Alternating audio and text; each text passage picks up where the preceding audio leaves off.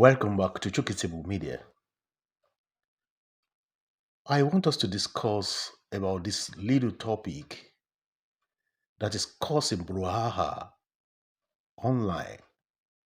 I just found out today that people have been talking about Akara business, people selling Akara, and it has been gbasgbos. People coming up with different opinion.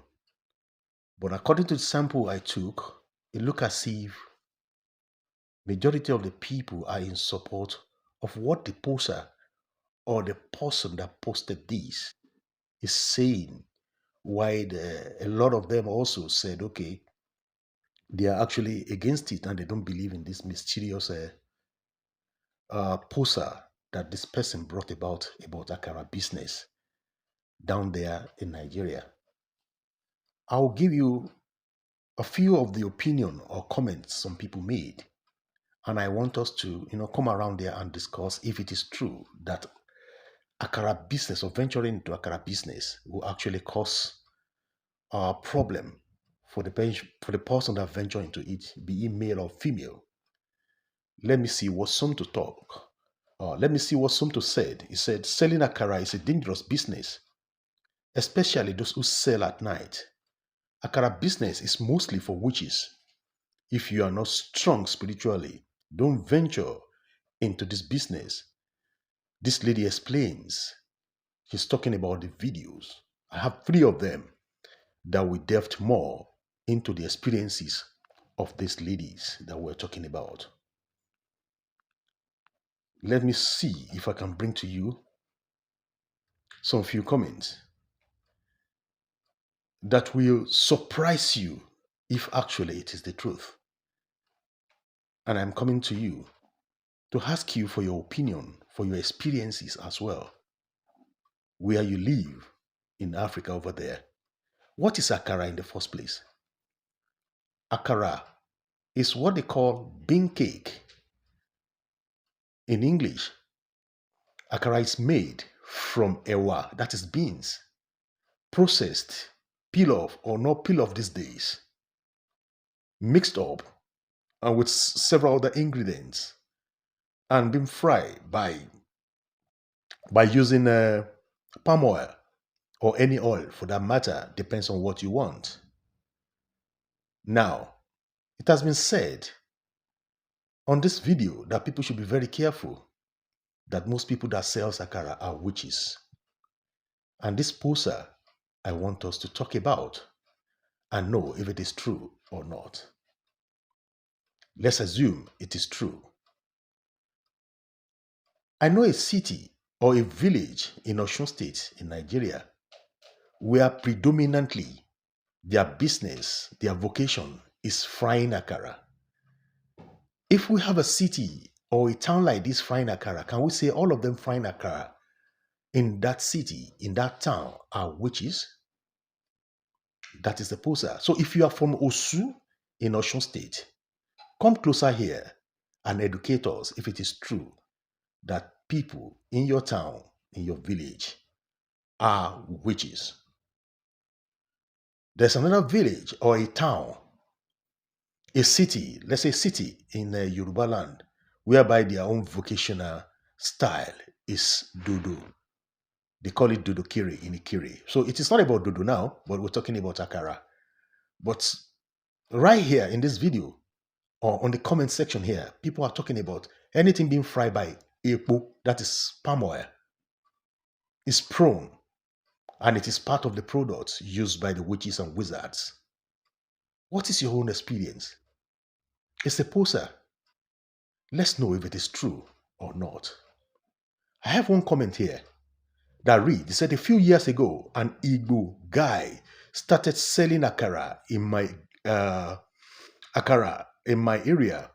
He said he's selling so fast. I just smiled because this guy was never selling. This guy was even selling opposite 3 intersection junction.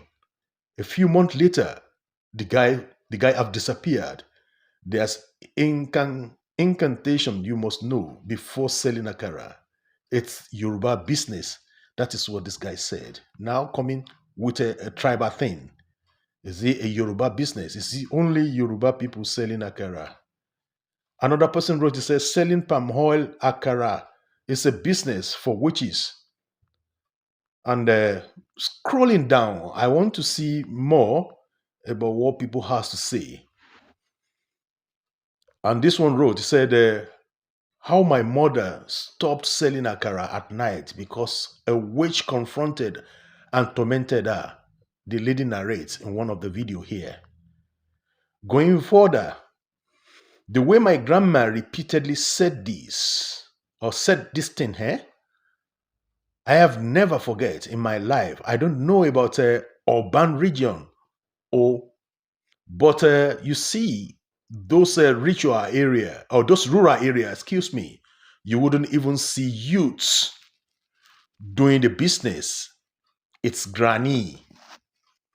That means the granny, only the old people are into this type of business. But I don't think that is I don't think that assertion is correct, because I read in the comment section here as well where a youth corper, somebody said a youth corper after serving started a akara business, and started selling, and she sold so fast, and the business was so popular for her. But eventually, this same problem we are trying to solve here, categorizing or attacking or saying, oh, the witches will have to come around and stop them the business. So the lady just stopped the business abruptly for the reason best known to her. So probably it could be part of the thing we are saying here. So that's why I want us to solve the puzzle and discuss if it is true that akara business or selling palm oil is a kind of a business for Anwagba, like the grannies, the elderly.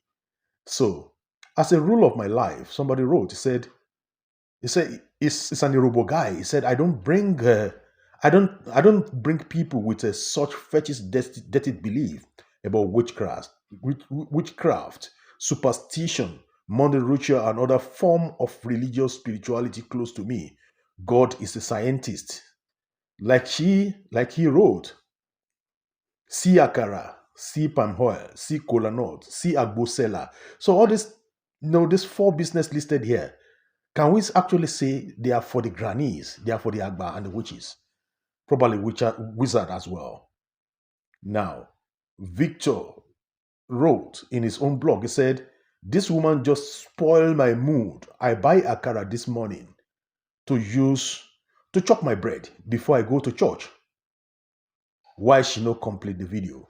So, and I guess there's some reasonable defense and against Akara and all the rest on this in this comment that I'm trying to bring to you. This guy wrote, he said, have you seen hot oil magically pour on person frying Akara without anyone doing such a sin to the Akara, or such a thing to the Akara pan? The Akara pan will be sitting on the flats of the fire, balanced, and the same frying pan, Agbari Ojuku, will just pour on the person frying Akara. Ẹ̀yin ìyá mi, mo gbèdì fún yín o. Just like he wrote here.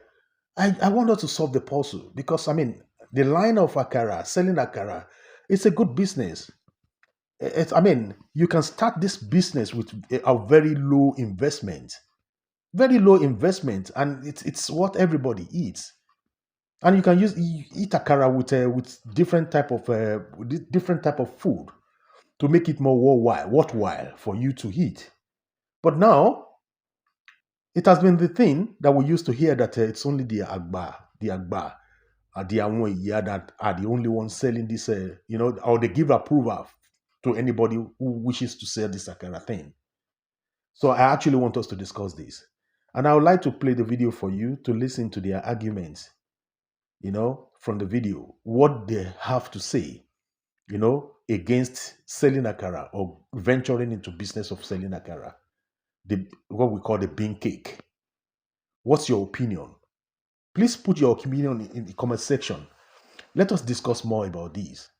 You know why I love this Akara selling thing? Because It's easier, very easy to, to get into if you actually want to start a business. And could there be a way to modernize it whereby the the the agba, those people they are talking about, the witches, will not come around and start to, ask you to join their club or join this and that before you be able to make it. So, because if you block this line now, this line of business, you are blocking. Uh, you are blocking businesses. Survivor. For so many people. In actual sense, when you look around, you don't see young people selling akara. According to my experience, you see old people doing this. So, what do you feel? What do you feel? Can we modernize selling akara so that at least there won't be any stigma put on this business of akara selling or frying akara? What about you do it in industrial scale?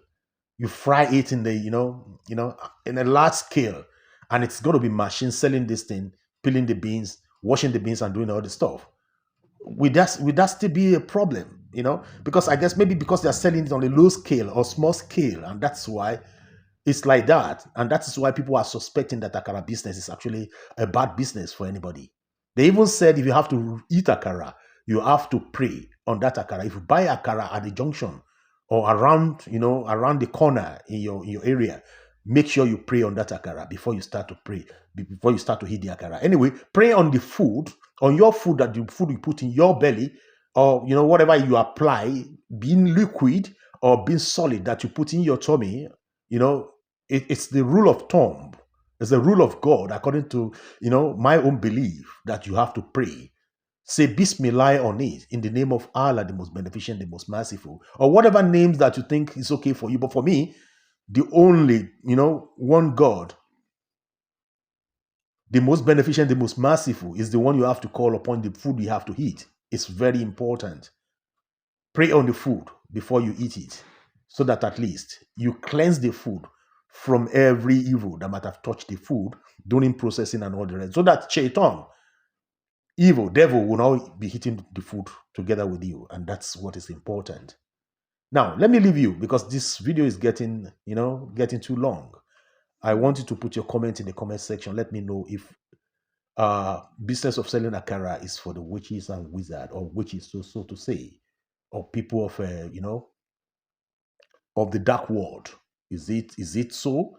Do you believe in that? And would you also like to buy akara tomorrow to drink your pap or to eat your bread and stuff? Let me know in the comment section. Thank you for watching. Let's watch the video together. See you next time, and bye-bye for now.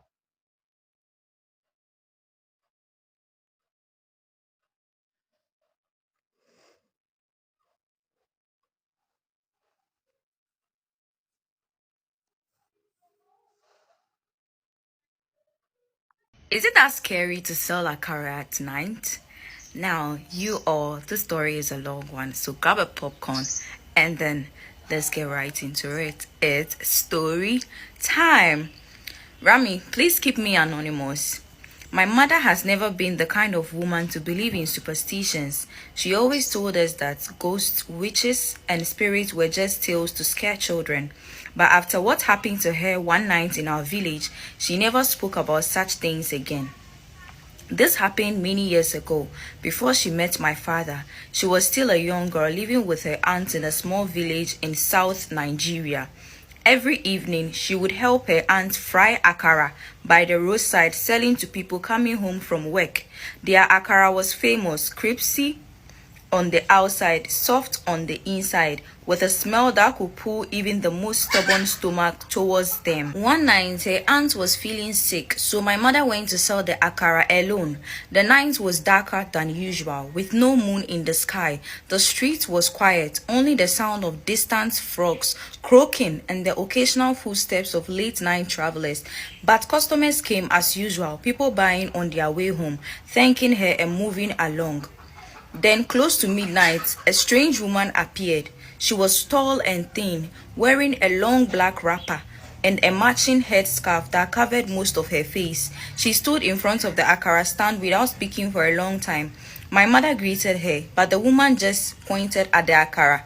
"How much?" The woman finally asked in a slow, raspy voice. My mother told her the price, and the woman nodded, bringing out an old dirty cowrie shell instead of money. Auntie, we don't collect this kind of money, my mother said, confused. The woman didn't say anything. Instead, she reached out with her long, bony fingers and picked one akara. She brought it close to her mouth, but instead of biting, she whispered something into it. Then she dropped it back into the tray with the others and walked away without another word. My mother was too shocked to react. She quickly grabbed the whispered on akara and threw it into the bush behind her, but something told her it was too late. That night, after she packed up and went home, she couldn't sleep. She kept hearing whispers, soft but clear, as if someone was speaking just inside her window. At first, she thought it was wind. Then she heard it, her own name being called in that same raspy voice. She stayed under her blanket, too scared to move. The whispering continued until just before dawn. The next morning, she went back to the akara stand, pretending nothing had happened, but the first thing she saw made her drop everything in her hand. The akara she had thrown away was back in the tray. Now you're going to ask me how she knew. The akara was different from the fresh one she had just fried. It was cold, hard, and covered in tiny bite marks, marks that looked like they had come from 100 tiny teeth. That was the last time my mom ever sold akara. Hey, things are happening. There's this very common business. This business that when you look at it, you feel like not only poor people they do this business. But this business is one of the most dangerous businesses you will ever think of in Nigeria. What am I talking about? Akara business. Only people that sell akara or have sold akara will understand what I'm saying in this video. Selling akara is very dangerous. It is not even a business you venture into with clear eye. Especially if you sell it at night. It is not a business for the weak. That business, what is inside is deeper than the akara itself. So this morning I'm going to be talking about the spiritual symbol of akara. The spiritual aspect that a lot of people do not know and do not understand. Now, before I go on, the major problem we have in this part of the world, Nigeria, is witchcraft. Now, unfortunately, almost in every family you see in Nigeria, we have somebody that is a witch. Now, secondly, witches are so coordinated that even if you run from the state you are living to another state, they can still be operating in your life. And that is simply because they just need to pass a signal to where you are living, and the witches from that particular place will take it up and continue tormenting you. Now, we have two types of witches, the black witch and the white witch. Now, the white witches are actually witches that joined witchcraft for the main purpose of elevating their families. But in this process, some of their children are used as a sacrifice to make other children go up. And these children that are elevated with the witchcraft powers have to bear the burden of taking care of the ones that were used for their sake. Now, the second part of witches we have are the black witches. Now, these particular types of witches actually join witchcraft for the purpose of living long. They want to live longer than they should. And some of them join it because they just want to be wicked. They use their powers to do a lot of things. But then whether it is a black witch or a white witch, the most important thing is that every witch sucks blood.